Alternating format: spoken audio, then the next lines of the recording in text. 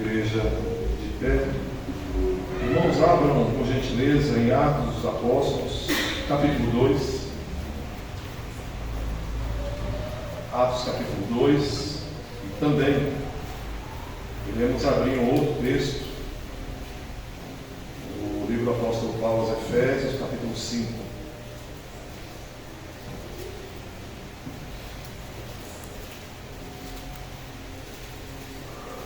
Atos capítulo 2, nós leremos o versículo 1 até o versículo 4, depois o livro de Efésios, capítulo 5, uma leitura um pouco mais extensa, leremos até o 6, versículo 9.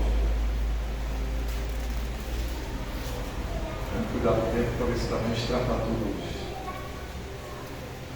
Uma alegria estar com os irmãos aqui, mais uma vez, dia de Pentecostes. Falar um pouco sobre a obra do Espírito Santo sobre a nossa vida.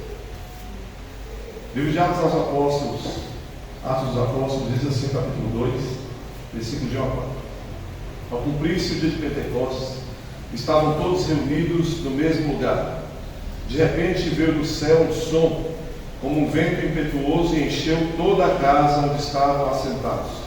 E apareceram distribuídas entre eles línguas como de fogo, e pousou uma sobre cada um deles. Todos ficaram cheios do Espírito Santo e passaram a falar em outras línguas, segundo o Espírito lhes concedia que falassem. Agora Efésios 5, a partir do versículo 18. E não vos embriagueis com vinho, no qual há dissolução, mas enchei-vos do Espírito, falando entre vós com salmos, entoando e louvando de coração ao Senhor, com hinos e cânticos espirituais, dando sempre graças por tudo a nosso Deus e Pai, em nome de nosso Senhor Jesus Cristo, sujeitando-vos uns aos outros no temor de Cristo, e as mulheres sejam submissas a seu próprio marido, como ao Senhor, porque o marido é o cabeça da mulher, como também Cristo é o cabeça da igreja, sendo este mesmo o Salvador do corpo. Como, porém, a igreja está sujeita a Cristo, assim também as mulheres sejam em tudo submissas a seu marido. Maridos, amai vossa mulher, como também Cristo amou a igreja e a si mesmo se entregou por ela, para que a santificasse, tendo-a purificado por meio da lavagem de água pela palavra, para apresentar a si mesmo igreja gloriosa, sem mácula, nem ruga, nem coisa semelhante, porém santa e sem defeito. Assim também os maridos devem amar a sua mulher como ao próprio corpo. Quem ama a esposa, a si mesmo se ama, porque ninguém jamais odiou a própria carne, antes a alimenta e dela cuida, como também Cristo o faz com a igreja, porque somos membros do seu corpo. Eis porque deixará o homem seu pai e sua mãe, e se unirá à sua mulher, e se tornarão os dois uma só carne. Grande é este mistério, mas eu me refiro a Cristo e à igreja. Não obstante, vós, cada um per si também, ame a própria esposa, como a si mesmo, e a esposa respeite ao marido. Agora Efésios, do capítulo 6, versículo 1 ao 9. Filhos, obedecei a vossos pais no Senhor, pois isto é justo. Honra a teu pai e a tua mãe, que é o primeiro mandamento com promessa, para que te vá bem e sejas de longa vida sobre a terra. E vós, pais, não provoqueis vossos filhos a ira, mas criai-os na disciplina e na admoestação do Senhor. Quanto a vós outros, servos, obedecei a vosso Senhor segundo a carne, com temor e tremor, na sinceridade do vosso coração, como a Cristo, não servindo à vista, como para agradar a homens, mas como servos de Cristo, fazendo de coração a vontade de Deus, servindo de boa vontade, como ao Senhor e não como a homens, certos de que cada um, se fizer alguma coisa boa, receberá isso outra vez do Senhor, quer seja servo, quer livre. E vós, senhores, de igual modo procedei para com eles, deixando as ameaças, sabendo que o Senhor, tanto deles como vosso, está nos céus, e para com Ele não há acepção de pessoas. Esta é a palavra do Senhor, e nós damos graças a Deus. Que eu compreenda, Senhor, que eu proclame e que eu viva a Tua palavra. Senhor, para isso nós te pedimos que o Senhor possa vir a falar poderosamente aos nossos corações, mediante a Tua palavra. Dia em que nós nos relembramos mais uma vez da descida do Teu Espírito Santo, descida prometida esta por Jesus Cristo, e Ele disse que nos enviaria outro Consolador e cumpriu a sua promessa.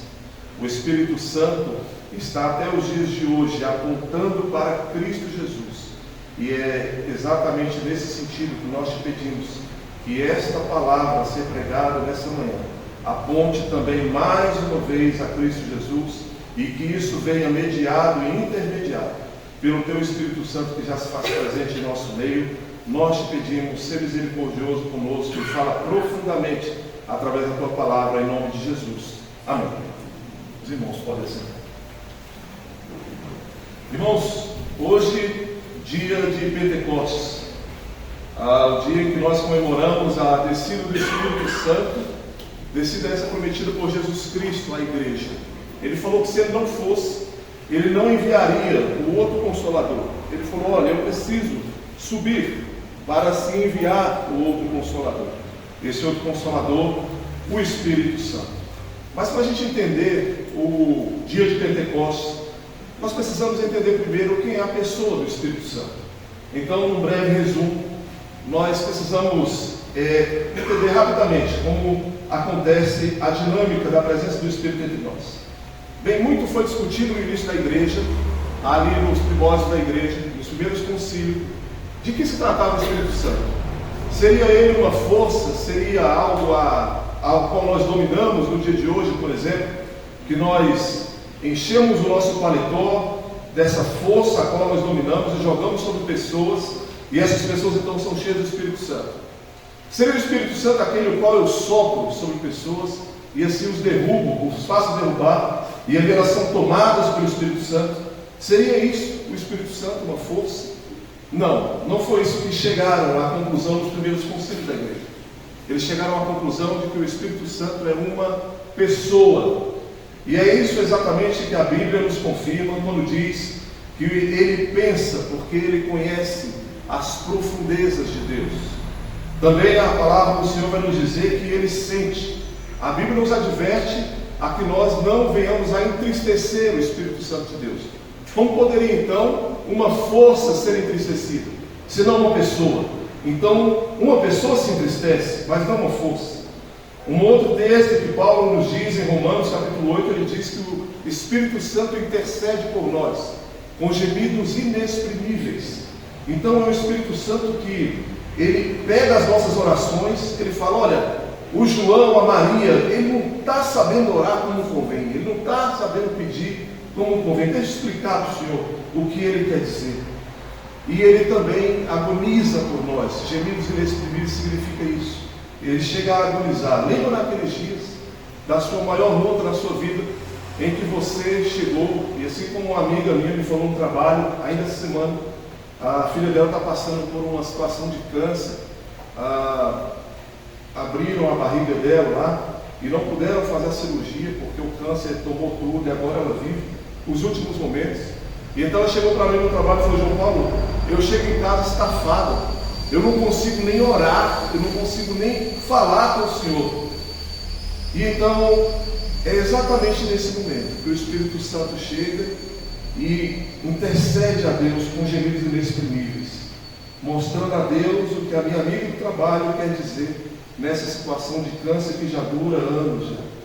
Então o Espírito Santo não é uma força, ele é uma pessoa. Nós precisamos entender isso. Uma pessoa que faz parte da Trindade, e como bem foi decidido nos primeiros concílios da igreja, o Espírito Santo ele é consubstancial a Deus e a Jesus Cristo. Então, seja lá do que seja feito, a substância de Deus, Jesus, o Espírito Santo é igual. Ele é Deus, o Espírito Santo é Deus. A segunda coisa que nós precisamos tratar, antes de entrarmos, é sobre a ação do Espírito antes de Pentecostes. Bem, se o Espírito desce em Pentecostes, será que onde estaria o Espírito Santo? Ele estaria onde? Ele estaria dormindo? Ele estaria Em que lugar? Bem, para respondermos essa pergunta, nós precisamos fazer uma outra pergunta. Precisamos perguntar: quem somos eu? Qual é a minha e a sua situação? Quem somos eu e você? Bem, a minha e a sua situação, Paulo vai descrever muito bem quando ele escreve aos Efésios no capítulo 2. Ele diz que outrora eu e você estávamos mortos em delitos e pecados. E estávamos mortos não como quem está embaixo de 7 palmos do chão, uma pessoa inerte, uma pessoa que não se move. Não é isso que o apóstolo Paulo está falando. Ele está falando de uma pessoa que está morta, mas ela está cometendo diariamente delitos e pecados contra Deus. Quando o apóstolo Paulo fala sobre delitos, ele vem nos falar sobre ofensas contra o nosso próximo. E quando ele fala de pecados, é aquilo que eu cometo contra Deus. Então, é como se os irmãos estivessem assistindo aqueles filmes de zumbi, The Walking Dead. Eu nunca assisti, mas eu já vi as tiragens lá, as propagandas. Então, aquele zumbi, ele está morto, mas ele também está vivo. Ele está vivo, mas está morto. Essa é exatamente a situação de um homem sem Deus. Ele está vivo. Você vê pessoas andando de bicicleta, caminhando na calçada ali, mas está morto. Morto como? Em delitos e pecados. Essas pessoas, elas precisam então do agir do Espírito Santo. O Senhor Jesus Cristo, nos falando um pouco sobre esse agir do Espírito Santo, ele chega para Nicodemos e fala: Nicodemos, deixa eu te falar uma coisa. Importa, Nicodemos, que você nasça de novo. Se você não nascer de novo, você não verá o reino de Deus. E como você deve nascer de novo, Nicodemos, eu vou te dizer agora: você tem que nascer da água e do Espírito. Irmãos, o que Jesus estava ensinando a Nicodemos é que Nicodemos precisava entender que o Espírito Santo já agia. Ele precisava nascer da água e do Espírito, da obra regeneradora do Espírito Santo. Então, ou o Espírito Santo vem, irmãos, e nos resgata e nos chama da nossa situação de mortandade para Ele, e nos ressuscita para Deus, e nos reconcilia com Deus, ou então nada feito. Então sempre o Espírito Santo agiu, desde o Antigo Testamento. Nunca foi, como por exemplo, às vezes pode chegar à nossa mente, e a gente pensar: no Antigo Testamento as pessoas eram salvas pela lei, agora estamos na época da graça, então é pelo Espírito Santo que ele desceu em Atos, então está tudo. Não é assim, sempre foi pelo Espírito Santo.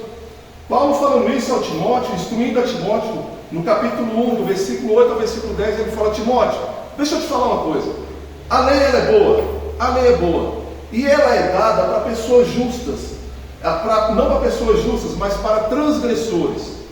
E aí os irmãos podem falar: mas vem cá, eu não fui justificado por Cristo?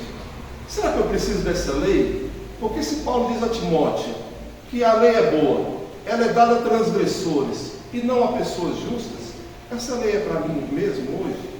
Irmãos, a grande característica da lei é aquilo que nós temos lido ultimamente em nossas Bíblias, os 10 mandamentos. Vamos tomar ele como base, por exemplo.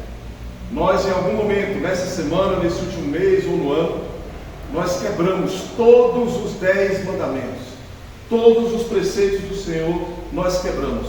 Então a lei, ela mostra o tanto que eu sou pecador diante do Senhor, o tanto que é ineficaz eu querer perseguir a lei para a salvação. Então ela me leva até a pessoa de Cristo. Uma vez agora me levando para a pessoa de Cristo, Cristo me restaura para Ele, me lavando, me regenerando pelo Espírito Santo. E agora o que Cristo faz? Ele me devolve para a lei, para que eu possa cumprir essa lei, não mais como meio de salvação, mas agora como meio de graça, como gratidão. Agora sim eu sei o que é não furtar aquilo que é do meu próximo. Agora sim eu sei o que é não cobiçar aquilo que é do meu próximo. Agora sim eu sei o que significa não adulterar, mas eu cumpro isso agora em forma de gratidão, porque eu fui regenerado pela obra do Espírito Santo de Deus. Então, é exatamente isso. Irmãos, bem, tendo explicado tudo isso, se o Espírito Santo, ele já operava no Antigo Testamento, e vem a descida do Espírito a Pentecostes, por que então que ele desceu, se o Espírito já operava? Qual o significado de Pentecostes então? Bem, o significado de Pentecostes é que por ocasião da descida do Espírito Santo, houve uma intensificação disso. O profeta Joel vai nos dizer no capítulo 2 que aconteceria que nos últimos tempos iria derramar do Espírito Santo, do Espírito de Deus sobre toda a carne. E é exatamente isso que aconteceu em Pentecostes. Houve um grande derramar, houve uma grande intensificação, houve uma universalização desse Espírito Santo. Lembram que o Senhor Jesus Cristo, Ele nos disse que Ele veio para o que era seu, mas os seus não receberam. Mas a todos quantos receberam, deu-lhes o poder de serem feitos filhos de Deus, a saber os que creem no seu nome. É exatamente isso. Ele veio para Israel. Israel o rejeitou, Israel o matou. Mas a todos quantos receberam, todos quem? Nós. O Espírito Santo vindo sobre nós. E assim, hoje, nós somos aqueles dos confins da terra. Nós somos aqueles que já era previsto na palavra do Senhor. Fiquem em Jerusalém, fiquem até que do alto sejais revestidos de poder. Então eles saíram da Judéia e foram até Samaria e foram até os confins da terra. E aí o Evangelho chegou até nós. É isso que o Pentecostes significa, essa descida do Espírito Santo, chegando até os dias de hoje sobre as nossas vidas. Pois bem, tendo feito essa breve introdução, vamos entrar no nosso texto. Eu peço aos irmãos que abram suas Bíblias no livro de Atos, no capítulo 2, leremos até o versículo 4. E aí, iremos fazer uma breve exposição. Versículo 1 do capítulo 2: Ao cumprir-se o dia de Pentecostes, estavam todos reunidos no mesmo lugar. Bem, Pentecoste, penta, significa 5, 50, alguma coisa nesse sentido. Bem, Pentecostes aqui então vem 50 dias depois da Páscoa. É uma festa que não é somente o livro de Atos que descreve, já era uma festa antiga festa das semanas ou das colheitas. Era uma das 3 grandes festas de Israel, das 3 grandes motivações de peregrinação do povo de Israel a Jerusalém. Então, naquela época, como eles eram espalhados por todo o Império Romano, naquele dia se reuniram pessoas naquele lugar para essa grande festa. Foi um evento que eu posso dizer aos irmãos que ele é irrepetível, ou seja, não se repetirá mais o evento de Pentecostes, porque ele faz parte dos grandes eventos da redenção que nós vemos na Bíblia Sagrada. O apóstolo Paulo, falando sobre isso, sobre a pessoa de Cristo, por exemplo, ele fala que Cristo ele veio na plenitude dos tempos. Então, irmãos, já aconteceu. Pentecostes faz parte desses grandes eventos da redenção. Então, não acontecerá mais. Já posso quer dizer que o Espírito Santo não age mais? Não é isso. É que nós podemos até viver grandes avivamentos e continuaremos vivendo grandes avivamentos. Porque o Espírito Santo ele tem livre agência, ele age do jeito que ele quer. Nós vimos agora, recentemente, tem 1 ano, 2, não lembro mais, um grande avivamento que teve nas faculdades lá dos Estados Unidos, em que os jovens foram muito compungidos do Espírito Santo. Bem, eu não posso afirmar, não conheço a natureza daquele processo ali, mas digamos que aquilo ali fosse da parte do Senhor. O Espírito Santo é bem capaz de fazer aquelas coisas aí até os dias de hoje. Mas Pentecostes mesmo, não.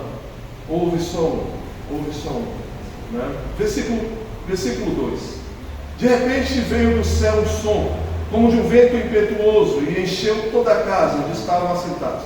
E apareceram distribuídas entre eles línguas como de fogo, e pousou uma sobre cada um deles. Bem, a tradição judaica, falando sobre esse evento, vai assemelhar, não é a Bíblia, tá? A tradição judaica vai assemelhar esse evento como se fosse a descida do Senhor no Monte Sinai. Os irmãos vão relembrar bem que quando o Senhor nosso Deus desce o Monte Sinai, ali o monte começa a fumegar, né? E há grandes sinais, trovões. Então eles assemelham aquele evento do Sinai a esse evento que nós acabamos de ler aqui, né? Vindo do céu um som, línguas como de fogo, um vento impetuoso. É algo realmente ímpar na história da igreja. Versículo 4: Todos ficaram cheios do Espírito Santo e passaram a falar em outras línguas, segundo o Espírito lhes concedia que falassem. Irmãos, aqui começa então o centro do nosso sermão. Eu gostaria de falar-lhes mais um pouco sobre o que é ser cheio do Espírito Santo. Ao pararmos aqui desse versículo, talvez alguns possam pensar que ser cheio do Espírito Santo aponte diretamente para falar em outras línguas, né? Uma breve exposição sobre essa questão dessas línguas. Não é língua de anjos, ali estavam várias nacionalidades ali reunidas, não tem nada a ver com língua de anjo, tá? Ali era realmente o Senhor meio que numa alusão a Babel. Babel houve a confusão das línguas, aqui o Senhor faz com que essas línguas voltem a se falar entre si e os nossos irmãos voltam a se comunicar. É algo nesse sentido, é o Senhor mostrando essa universalização da palavra dele que haveria de chegar em todas as nações. Mas ser cheio do Espírito Santo é muito mais do que falar em outras línguas, tá? Até mesmo porque esse evento pouco acontece em nosso meio até o dia de hoje. E tem regra para falar em língua no meio da igreja. Então, ser cheio do Espírito Santo não é algo subjetivo. Não é algo subjetivo. Não é você arrepiar o pelo do braço. Não é você falar que teve um sonho e falar, peraí, deixa eu entender o significado desse sonho. É você olhar para o irmão com um olhar meio assim, eu estou vendo algo na entrelinha do olhar do irmão. Deixa eu interpretar. Não tem nada a ver com ser cheio do Espírito Santo. O apóstolo Paulo vai nos descrever então, a partir agora de Efésios, capítulo 5, versículo 18. Peço aos irmãos que abram comigo o que significa de fato ser cheio do Espírito Santo. Parece ser algo, nossa, uma coisa de outro mundo, né? Não é algo de outro mundo. É algo descrito em sua palavra. E aí precisamos entender essa questão sobre algo descrito em sua palavra, porque o Espírito Santo inspirou a palavra do Senhor. O Espírito Santo é o responsável por ter inspirado sua palavra. E o mesmo Espírito Santo que nós iremos ver, a sua forma de agir, é um Espírito Santo que nos enche por intermédio de sua palavra. Não tem segredo, irmãos. O negócio é bem pontual, é algo objetivo. Efésios, capítulo 5, versículo 18. E não vos embriagueis com vinho, no qual há dissolução, mas enchei-vos do Espírito Santo. Bem, aqui parece que Paulo está falando assim, não se embriaga com vinho não se embebeda com vinho não, se embebeda com o Espírito Santo. Seria isso que o apóstolo Paulo está falando? Não é isso. Porque quem se embebeda, ele fica fora de si. Já parou para ver uma pessoa bêbada? Ela não responde muito bem. Bem, aqui o que Paulo está querendo dizer é: para de andar em dissolução, para de andar como quem não sabe o que está fazendo. Seja tomado pelo Espírito Santo. Exerça o domínio próprio, que é um dos frutos do Espírito Santo. É isso, é o contrário. Não seja um ébrio espiritual, um bêbado espiritual. Não. Seja alguém que exerça controle, alguém que age de forma racional. Quando o apóstolo Paulo fala enchei-vos, ele fala enchei-vos de modo imperativo. É algo obrigatório.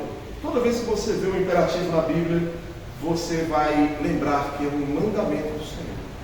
Você é obrigado a ser cheio do Espírito Santo. Tá? Vocês já viram que esses irmãos, o qual o apóstolo Paulo trata aqui, que andam em embriaguez, que andam em bebedice, a gente disciplina eles na igreja? Pois bem, é isso que o apóstolo Paulo está dizendo. Enchei-vos. Se você não é cheio, a gente deveria disciplinar os irmãos da igreja por não ser cheio do Espírito Santo. Você está passível de disciplina. Ser cheio é um imperativo. Nós deveríamos ser disciplinados por isso, por não sermos cheios do Espírito Santo. Em segundo lugar, o apóstolo Paulo coloca o enchei-vos de uma forma plural. Não tem como você ser cheio do Espírito Santo dentro da sua casa, assistindo culto pela internet, fazendo as suas orações em casa, cultuando ao Senhor dentro da sua casa. Você só será cheio no meio da igreja, no meio do povo do Senhor. O salmista, no Salmo 133, ele fala que é no meio dos santos, que é no meio da igreja, em que o Senhor ordena a sua bênção, vida para sempre. É aqui que ele usa, é nesse lugar que ele usa para nos encher do Espírito Santo. Ah, mas lá só tem gente falsa dentro da igreja, só tem gente hipócrita. Muito bem, tem lugar sempre para mais um, para mim e para você. Tem sempre lugar para mais um. Então é aqui, no meio do povo de Deus, que Ele nos santifica, que Ele nos enche do seu Espírito Santo. Também, em terceiro lugar, o apóstolo Paulo coloca enchei-vos uma voz passiva. Parece que ele está dando uma ordem para você, enchei-vos, né? Como que você vai lá e se enche. Mas já viram que não somos nós que controlamos o Espírito Santo, mas Ele que nos controla, Ele que exerce domínio sobre a nossa vida? Então, o que o apóstolo Paulo quer dizer aqui é: se deixe encher pelo Espírito Santo, se deixe encher. Em um quarto lugar, o apóstolo Paulo, ao falar enchei-vos, ele coloca um presente contínuo. Não é que você tenha se enchido lá na tua conversão, que você se encha amanhã, quando tu for participar de algum encontro, que tu não é encher-vos o tempo inteiro, que tu possa ter se enchido no passado, que tu se encha hoje, e que tu continue se enchendo amanhã, e assim seja, até a vinda do Senhor. Versículo 19: falando entre vós com salmos, entoando e louvando de coração ao Senhor com hinos e cânticos espirituais. Irmãos, como é que eu vou ser cheio do Espírito Santo? Eu vou falar entre nós vamos nos comunicar com salmos. Eu não vou falar com o Fredão falando sobre Vasco e Flamengo, porque não vai prestar, o Vasco não está numa situação boa. Então não vai dar certo, não vai dar certo. O meu Vasco, o Flamengo está muito melhor. Então nós vamos falar entre salmos, é muito melhor. Eu não vou falar dos pontos fortes do Lula e dos pontos fracos do Bolsonaro. Eu vou falar com salmos. Então isso vai causar em nós a comunhão, vai nos trazer comunhão. Como mais? Entoando e louvando ao Senhor com hinos e cânticos espirituais. Eu vou também eu vou ser compungido e vou ser levado à adoração. Versículo 20: dando sempre graças por tudo a nosso Deus e Pai, em nome do Senhor Jesus Cristo. Um outro aspecto que o apóstolo Paulo trata aqui é sobre a gratidão. Irmãos, entendam apenas uma coisa aqui, é que nós só seremos gratos por aquilo que nós temos a certeza absoluta de que nós não merecemos. Quando você olhar para o seu salário de R$ 1.800 e falar: olha, isso que eu estou recebendo é um couro de rato, não dá para nada, não dá nem para pagar o aluguel. Está reclamando de R$ 1.800? Então você nunca vai ser grato nem por 20 mil, porque você não é grato nem por 1.800. Quando você se lembrar que você ganha R$ 1.800, que você estava até um dia desse, desempregado, você vai começar a entender o que é gratidão. Vai começar a entender. Então coloque isso na sua mente. Seja grato pelas pequenas coisas. Bem, os judeus tinham o costume de, ao levantar, abrir os olhos, colocar os pés no chão, enfim, começar a agradecer por tudo aquilo que ele estava acontecendo com ele. A abertura dos olhos, o oxigênio entrando nos seus pulmões, os pés que ele colocava no chão, o levantar ali dos seus pés, o andar. Pequenas coisas. É com pequenas coisas que a gente é cheio do Espírito Santo. Irmãos, não tem novidade. É exatamente através disso. Versículo 20: sujeitando-vos uns aos outros no temor de Cristo. Bem, a partir daqui, o apóstolo Paulo, ele termina essa primeira sessão e ele vai fazer um link, uma próxima sessão, mostrando-nos como é ser cheio do Espírito Santo. Então, vamos recapitular rapidamente. O Espírito Santo desce e enche a igreja. Esse encher acontece em Atos. Essa igreja agora mais madura de Efésios, Paulo está mostrando a eles, como é que deve ser cheio do Espírito Santo. Então deixa eu mostrar para vocês, falando entre vós com salmos, entoando e louvando de coração, dando graças ao Senhor, sujeitando-vos uns aos outros. Agora ele vai mostrar como é que a gente deve se sujeitar. Versículo 22: mulheres, sejam submissas ao vosso próprio marido, como ao Senhor. Em primeiro lugar, então, submissão não é inferioridade. Havia um costume muito feio, lá na época de Roma, da Grécia, e até mesmo entre os judeus, de considerar a mulher inferior. Mulher, irmãos, nunca foi inferior ao homem. Os irmãos vão se lembrar da criação do homem e da mulher no Éden. Lá o Senhor, diz a palavra do Senhor em Gênesis, que homem e mulher os criou, a sua imagem o criou. A imagem de Deus compreende mulher e homem, em pé de igualdade diante do Senhor. Ambos são a imagem de Deus. Não há relação de inferioridade, ela é coigual ao homem. A diferença é da função, não na inferioridade. Bem, E por que a mulher deve ser submissa? Fácil. Porque Cristo foi submisso a Deus. E por que você, mulher, não pode ser submissa ao seu marido? Pode e deve. Pode e deve. Tem um outro aspecto aqui que talvez pareça até estranho. Ser submissa, irmãos, irmãs, significa ser livre, significa liberdade. É o quê? Eu vou explicar melhor. A lei do Senhor, ela funciona para nós como um muro de proteção. Todas as vezes que o Senhor lhe der uma ordem, Ele quer lhe proteger. Ele quer falar, haja, mas haja dentro aqui dessas 4 linhas que eu estou te colocando. Aqui dentro dessas 4 linhas, você vai ser livre, mas é dentro de um limite. Não é ultrapassando o limite. Mas eu não quero ser submissa. Eu não quero, esse negócio de submissão é opressão, é autoritarismo, me ensinaram na escola, é mesmo? Então tá bom. Imagina você, mulher, dentro de uma arca, dentro da arca lá de Noé. Eu não quero ser submissa. Então olha para o lado de fora. Dá uma olhada para o lado de fora. Você vai ver corpos boiando lá. Corpos em estado de putrefação boiando. Não está aceitando a lei do Senhor, não quer agir dentro do que Ele fala, não. Do lado de fora só tem morte. Só tem morte. Então, ser submissa é sim ser livre. É exercer a liberdade dentro do limite que o Senhor te deu. E assim Cristo fez, e assim você, mulher, também deve fazer. Versículo 23. Porque o marido é o cabeça da mulher, como também Cristo é o cabeça da igreja, sendo este mesmo o Salvador do corpo. Como, porém, a igreja está sujeita a Cristo, assim também as mulheres sejam em tudo submissas a seu marido. Ser submissa é a sua glória, é a sua glória. Lembra de que a glória de Cristo foi a obediência a seu Pai? Lembra que por várias vezes Ele falou que a minha glória é fazer a vontade do meu Pai? Então que a sua glória seja ser submissa ao seu marido. João Paulo, mas isso tem a ver com ser cheio do Espírito Santo? Tem tudo a ver, tudo, absolutamente tudo a ver. Versículo 23, versículo 25. Maridos, agora vai para os maridos. Maridos, amai vossa mulher, como também Cristo amou a igreja e a si mesmo se entregou por ela.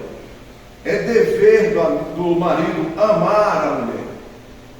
Agora deixa eu refletir com os irmãos um aspecto. Bem, diz que é para a mulher ser submissa. E diz para o marido amar a mulher. Tá, ser submissa é você se entregar a alguém. E amar é você dar a sua vida por alguém. Está vendo como parece bastante esses aspectos? Né? Então não há relação de inferioridade, irmãos. Um está ligado ao outro em uma relação de submissão. O marido não é maior a você. A função do marido é ser líder da casa, mas ele é líder como? Ele pega uma toalhinha, ele joga nos ombros e ele vai então lavar os seus pés. Ele vai ser um líder que serve. De onde é que tirou isso? De Jesus. De Jesus. Tá? Foi isso que ele fez ali por ocasião da Páscoa. Versículo 26. Para que a santificasse, tendo-a purificado por meio da lavagem de água pela palavra, para apresentar a si mesmo igreja gloriosa, sem mácula, nem ruga, nem coisa semelhante, porém santa e sem defeito. Assim também os maridos devem amar a sua mulher como ao próprio corpo. Quem ama a esposa, a si mesmo se ama, porque ninguém jamais odiou a própria carne, antes a alimenta e dela cuida, como também Cristo faz com a igreja. O Dr. Martin Lloyd Jones, falando sobre essa questão de cuidar, ele fala para nós homens: cuidar como? Irmãos, cuide do teu corpo, fazendo o quê? Fazendo a dieta, né? Fazendo a dieta. Não dá para a gente deixar o nosso bucho crescer a ponto que a gente não consiga pegar 2 tijolos, fazer um traço de massa. A gente que é homem precisa estar pronto para a guerra. Pronto para a guerra. Então faça dieta, cuida do teu corpo. Um outro aspecto, imediatamente, como o Dr. Martin Lloyd Jones fala, é o exercício. Vai te exercitar, vai fazer uma caminhada. É impossível você caminhar 100 metros e ficar botando a língua para fora, você homem. Não dá para fazer isso, né? Ser cheio do Espírito Santo tem a ver com isso? Tem sim. Um outro aspecto que ele vai nos falar sobre esse cuidado são as carícias. O homem precisa ser cavalheiro. né? Ser um homem cordial, cheio de ternura, dar atenção à sua esposa. Tem esposas que são viúvas de homens vivos, de maridos vivos. Por quê? Porque o macho não dá atenção à sua esposa. Dê atenção a ela, isso é ser cheio do Espírito Santo. Versículo 30. Porque somos membros do seu corpo. Eis porque deixará o homem seu pai e sua mãe, e se unirá à sua mulher, e se tornarão os dois uma só carne. Eita, agora a gente vai mexer no negócio. Deixará o quê? Deixará, irmão, geograficamente. Não dá, né? Para você ficar 5 anos, 10 anos morando com a tua sogra, com o teu sogro, com a tua sogra, lá dentro da casa do teu pai, né? Não dá não. Eu sei que tem momento de crise, eu sei disso. Né? Se for necessário, não se dá orgulho, vai lá, more lá um tempo, eu sei. Às vezes está os dois desempregados, dá para a gente entender. Agora não dá para você ficar lá 5 anos, 10 anos, né? Ganhando teu salário. Não tem como. Sai de lá. Deixará o homem seu pai e sua mãe. Você, homem, tira tua esposa de lá. Sai da casa da tua mãe. Sai da casa do teu sogro, da tua sogra. E tem a ver com ser cheio do Espírito Santo? Tem. Se você não sai de lá, você está retardando esse enchimento do Espírito Santo. Está tudo condicionado, uma coisa linkando com a outra, uma coisa ligada à outra. Deixará como? Deixará emocionalmente. Não dá para você ficar ligando em cada confusão que você tem com a sua mulher, ou com o seu esposo, ou mãe, ou pai. Não dá, para de ficar incomodando o teu pai. Resolve teus problemas, mulher, com o teu marido. Resolve o teu problema, homem, com a tua mulher. Resolve, sai, deixa o teu pai, deixa a tua mãe. E deixará como mais? Deixará financeiramente. Você que está lá há 5, 10 anos, imagina se abrir na geladeira da tua sogra, do teu sogro, e falando, cadê o meu leitinho? 0 lactose que eu comprei, alguém tomou. Não dá, varão, não dá não tem como, para com isso. Sai de lá, você vai contribuir para esse enchimento do Espírito Santo.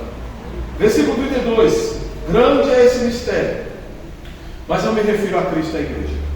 Não obstante, vós, cada um por si também, ame a própria esposa, como a si mesmo, e a esposa, respeite ao marido. Bem, está falando para a mulher respeitar o marido, mas será que você, marido, está se deixando ser respeitado por sua mulher?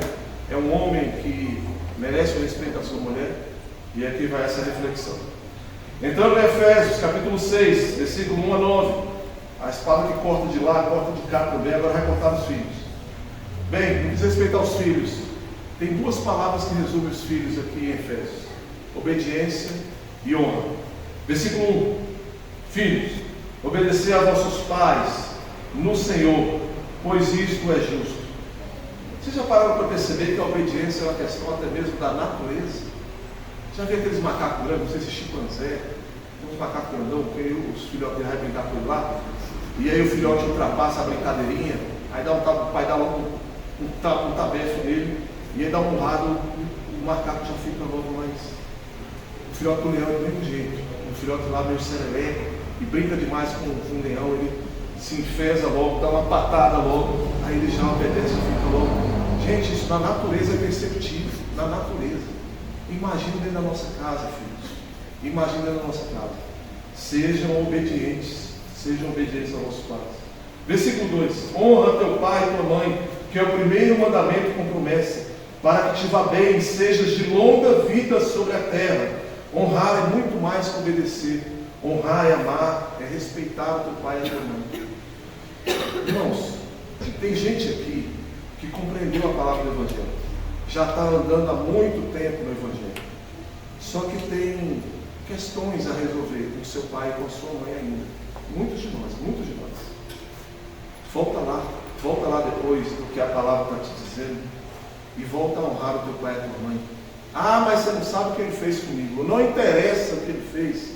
Não interessa se sua mãe era uma ex-prostituta, se seu pai era um bebum. Não importa, você tem que honrar. O honrar cabe a você. Cabe a você honrar. E honrar até um limite, até mesmo mais do que limite. Imagina, por exemplo, que vocês que são mais novos já devem começar a se preparar, a trocar as fraldas daqui a pouco, eu, o pastor Dejaci, muitos, o Jó estamos chegando aí. A gente vai precisar aí de trocar fralda. Trocar fralda.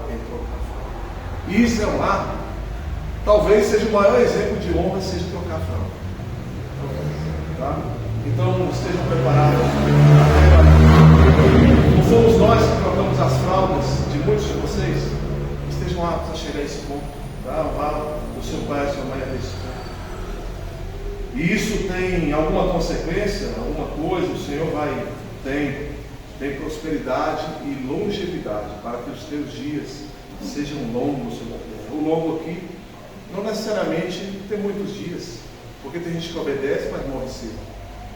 Mas aqui tem a ver com qualidade. Aqueles que têm questões a resolver com pai e com mãe aqui, pode ver que a sua vida está um pouco mais complicada, está um pouco mais amarrada. Tá? Volta lá, honra para você ter qualidade de vida, honra para o Senhor te abençoar. Versículo 4: e vós pais não provoqueis vossos filhos a ira, mas criai-os na disciplina e na admoestação do Senhor. Você sabe que seu filho não gosta daquele apelido que você colocou nele. E por que você fala apelido para ele? Por que você continua provocando ele a ira? Você não já sabe disso? Por que você não para com isso, você pai? Tem que exercer esse autoritarismo de forma errada com o seu filho mesmo? Para com isso, para de levar ele a ira. Nós também levamos nossos filhos a ira quando nós somos autoritários. Além de ser autoritários demais, somos também displicentes, não agimos no tempo correto. Precisamos agir no tempo correto. Para além disso, esse versículo nos diz que nós precisamos criar os nossos filhos na admoestação ao Senhor. É função sua, mãe e sua pai. Se não vejamos, versículo 4: e vós pais, devendo pai para mãe, mas em especial sua pai, criar seu filho na palavra. Você não tem que ficar dependendo do pastor da igreja para ficar doutrinando seu filho, não. Você recebe a palavra aqui, você corre atrás de um curso de teologia, você aprende e ensina teu filho. É função sua, é função sua. Parece um monte de repreensões, mas é o modus operandi pelo qual o Senhor nos enche do seu Espírito Santo, o mesmo Espírito que desceu em Pentecostes. É assim que ele faz conosco, é dessa forma que ele age e nos enche. Versículo 5: quanto a vós outros servos, obedecei a vosso Senhor segundo a carne, com temor e tremor, na sinceridade do vosso coração. Servos aqui não é no sentido da palavra moderna. Servos aqui é escravo. Volta lá em Paulo e fala, e pensa o que ele está falando. Ele está falando a escravos que andam embaixo do sol, que pegam peso demasiado. É com esse povo que Paulo está falando. Ah, mas Paulo está exigindo demais, ele já sofre muito. Não, tem que obedecer ao seu Senhor com temor e tremor. Se Paulo falava isso com escravo, irmãos, quem dirá a nós que somos pagos pelo nosso trabalho? Quem dirá a nós que somos abençoados infinitamente, vivemos um tempo de prosperidade? Não devemos ser servos, considerar o nosso Senhor? Devemos sim. Versículo 6: não servindo à vista como para agradar a homens, mas como servos de Cristo, fazendo de coração a vontade de Deus. Você não precisa de uma câmera no seu trabalho, não. Não precisa de câmera do seu chefe ficar no seu pé, não. Você já sabe o que tem que fazer, e você vai fazer bem feito, porque é para o Senhor. É para o Senhor. Versículo 7: servindo de boa vontade, como ao Senhor, e não como a homens. Então você vai no seu trabalho varrer aquele chão, lavar aquele chão para Deus. Você que mexe com o privado, você vai limpar bem a privada, você vai como se fosse para Deus. Você que varre a rua, sim, vai varrer a rua muito bem, como se fosse para Deus. Você que, enfim, se for qualquer trabalho, que, poxa, não, a sociedade, esse é meu trabalho. Não, é para Deus. Não importa o que você faça. É para Deus e sempre foi para Deus. Versículo 8: certos de que cada um, se fizer alguma coisa boa, receberá isso outra vez do Senhor, quer seja servo, quer livre. Já viram aquela frasezinha do mundo? Que fala quando você faz o bem, retorna para você? É isso que Paulo está falando aqui. Se fizer alguma coisa boa, receberá isso outra vez do Senhor. O Senhor vai te retribuir. Faz o certo, faz o correto. O Senhor vai te abençoar. Versículo 9. E vós, senhores, de igual modo, procedei para com eles, deixando as ameaças, sabendo que o Senhor, tanto deles como vós, está nos céus, e que para com ele não há acepção de pessoas. O princípio aqui, irmãos, é o princípio do reino. O reino, ele é de ponta cabeça. Você pensa que lá você é o chefão lá do seu trabalho, o líder, o empresário que manda naqueles que estão embaixo de você? Tá. Então como é que você tem que proceder? Sendo servo de Deus. O reino é de ponta cabeça. O reino não obedece à hierarquia do mundo. Ele é completamente contrário. Vira e você verá o reino. Então você que é líder, que é chefe, que é pai, exerce alguma liderança, esteja pronto a servir, assim como os servos, os escravos, os teus empregados estão prontos também a te servir. Indo para o final dessa preleção, a vida cheia do Espírito Santo, então, ela vai perpassar todas as áreas da nossa vida. Todas. Tudo que você imaginar.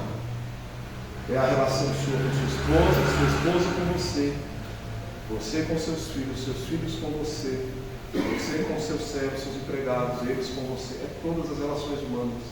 Tudo. Porque o Espírito Santo, ele nos foi dado, irmãos, e ele nos foi dado para que a gente operasse esse Espírito, que estivesse debaixo desse Espírito, um Espírito de poder. Eu gostaria que os irmãos abrissem suas Bíblias para a gente já ainda, para finalizar essa mensagem, em Atos, capítulo 1, versículo 8. Nós entenderemos quem é esse Espírito um pouco mais.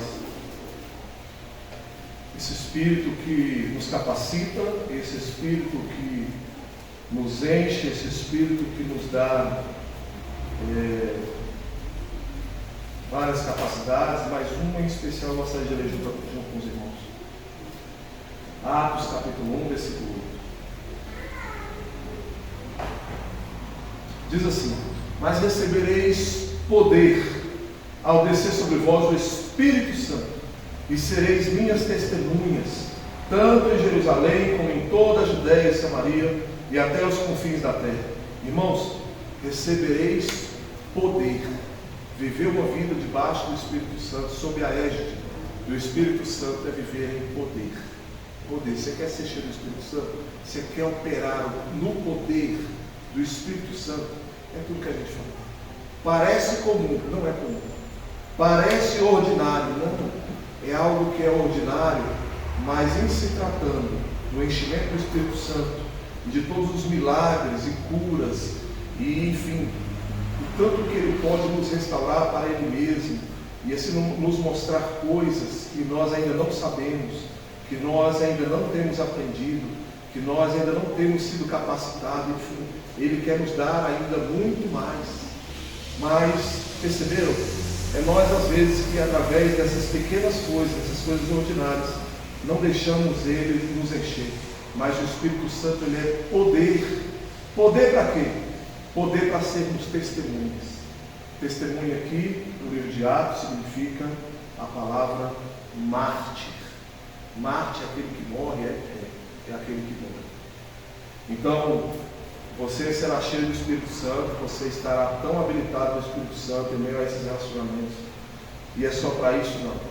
Até o ponto que você chegue a ser uma testemunha, um mártir do Evangelho.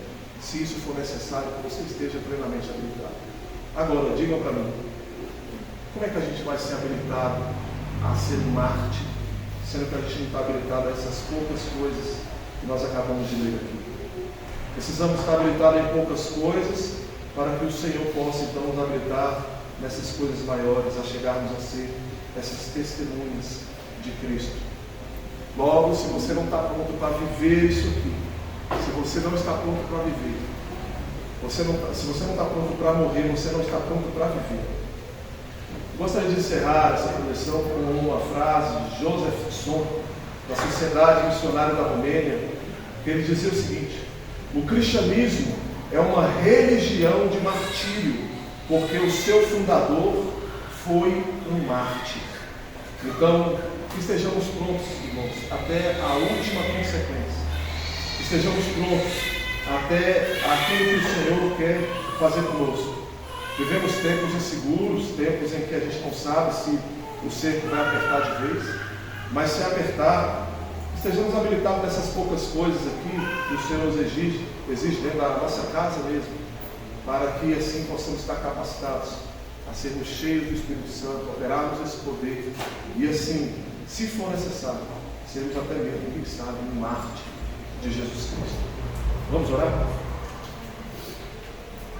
Senhor nosso Deus e nosso Pai, eu gostaria de te agradecer por esse momento, gostaria de te agradecer pela tua santa palavra, pedir ao Senhor que venha a, de fato, compungir os corações aqui nesse lugar, fazer com que ela venha a crescer, a nos crescer, a gerar frutos esses que possam ser perceptíveis nos nossos relacionamentos, frutos esses que sejam os frutos do Espírito Santo, frutos esses que sejam notórios dentro da nossa casa, em meio ao nosso trabalho, onde quer que coloquemos os nossos pés, que possamos, Pai amado, naquilo que estávamos caquéticos, que nós estávamos ali faltosos, que o Senhor possa nos habilitar mediante a Tua palavra, o Teu Espírito Santo, que ainda fala aos nossos corações, e que ao chegarmos à nossa casa hoje sejamos confrontados durante todo esse domingo, para que assim possamos Te ouvir a Tua palavra e agirmos de acordo com o que ela nos diz. Nos ajude, ó Deus, nas nossas debilidades, nas nossas fraquezas. Sabemos que muitos de nós estamos falhos em muitas dessas coisas, inclusive não só nessa. Mas eu te peço que o Senhor possa me revestir desse Espírito Santo de poder, como também te peço aos meus irmãos. E que possamos, debaixo desse poder do Espírito Santo, estarmos cheios dele, estarmos operosos dentro da nossa casa, de forma que o teu nome seja glorificado e bendito. Age em meio da tua igreja, fala-lhes profundamente por meio da tua palavra. Nós vimos aqui durante toda essa pregação que não precisamos ter movimentos, não precisamos ver coisas miraculosas sobre esse lugar, mas se há algo miraculoso em que eu te peço, é que o Senhor possa de fato compungir os corações aqui nesse lugar e se transformá-los para a tua honra e para a tua glória, em nome de Jesus.